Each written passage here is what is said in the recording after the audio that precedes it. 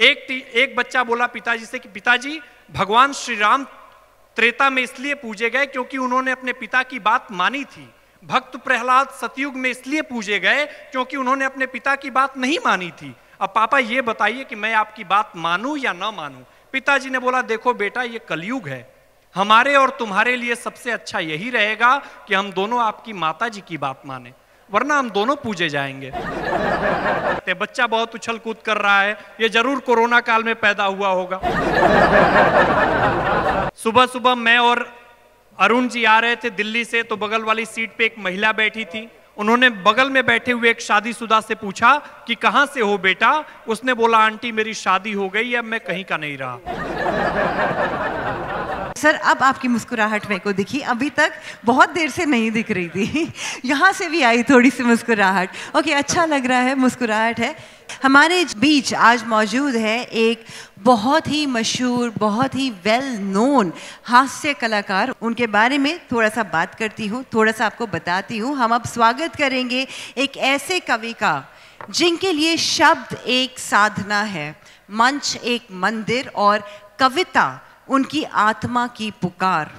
इनकी कविताएं सिर्फ कविताएं नहीं हैं, बल्कि आवाम की जुबान, संवेदना की आवाज़ और समय की स्याही से लिखे हुए दस्तावेज होते हैं।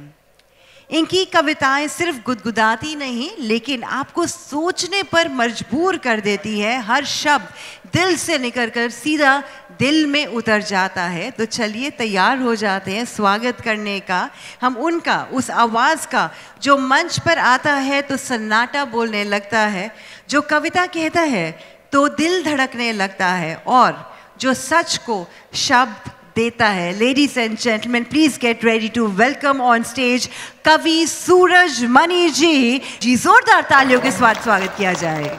किसी के बात का महत्व होगा, किसी के काम का महत्व होगा, लेकिन गृहलक्ष्मी उत्सव में आ जाइए तो आपके नाम का महत्व होगा। कुछ पत्नियों की आदत होती है अपने पतियों पे बहुत शक करती हैं। एक पत्नी की आदत थी अपने पति पे शक करती थी। शक किया तो उसका मोबाइल चेक किया, मोबाइल चेक किया तो उसमें 3 नंबर सेव थे।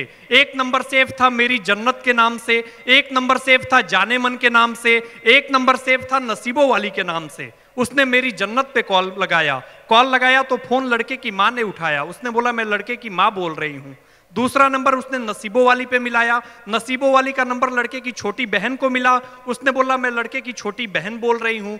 तीसरा नंबर उसने जाने मन पे मिलाया, जाने मन का नंबर उसकी वाइफ का ही बजा। उसको बहुत पछतावा हुआ कि मैंने अपने पति के किरदार पे इतना शक किया। उसने अपने दुख कम करने के लिए अपने सारे पैसे जितना उसने इकट्ठा किए थे अपने पति को दे दी। पति अडानी ग्रुप में काम करता था।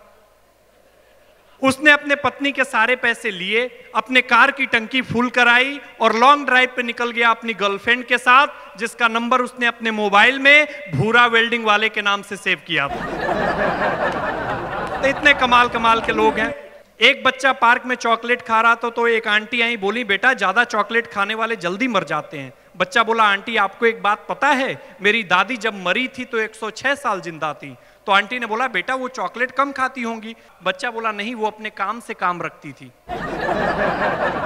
मैं देख रहा हूं तमाम सहेलियां बैठी हुई हैं। एक सहेली ने दूसरी सहेली से कहा कि यार पड़ोस वाली आंटी ने मेरी नाक में दम कर रखा है। दूसरी सहेली ने कहा क्यों, क्या हुआ? तो उसने बोला कि यार जब भी किसी की मोहल्ले में शादी पड़ती है तो आंटी मेरा गाल खींच के कहती हैं कि अब तेरी बारी, लेकिन मैंने आंटी की ये आदत छुड़वा दी।